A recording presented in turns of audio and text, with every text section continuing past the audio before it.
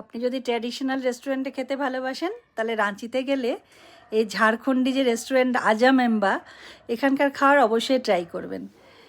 আমরা এখানে গিয়ে তো এখানকার ডেকোরেশন দেখে প্রথমে মুগ্ধ হয়েছিলাম, মনে হলো ঠিক গ্রামের একটা বাড়িতে এসে ঢুকেছি। চারপাশে মুরগি চড়ছে, ফুল গাছ, অনেক কিছু শস্য শুকোতে দেওয়া হয়েছে।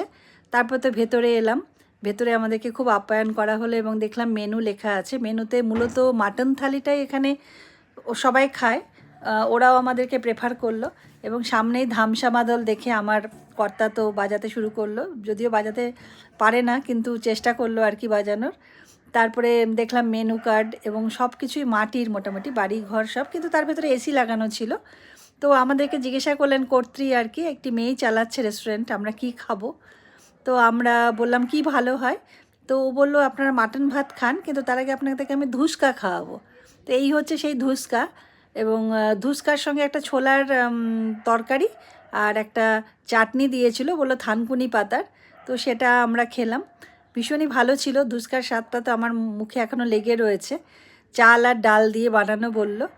এবং তারপরে ধুসকা খাওয়া শেষ হওয়ার পরে একটু অপেক্ষা করার পর ওরা নিয়ে এলো আমাদের কাছে একদম গরম গরম মাটন, একটা চাটনি, তেঁতুলের বোধহয়, এবং ভাত। এবং সেটা যে কী অপূর্ব স্বাদ ছিল যে কি বলবো। কাঁসার থালার উপরে শালপাতা পাতা এবং তার মধ্যে গরম গরম মাংস ভাত, ওহ দুর্দান্ত একদম খেতে।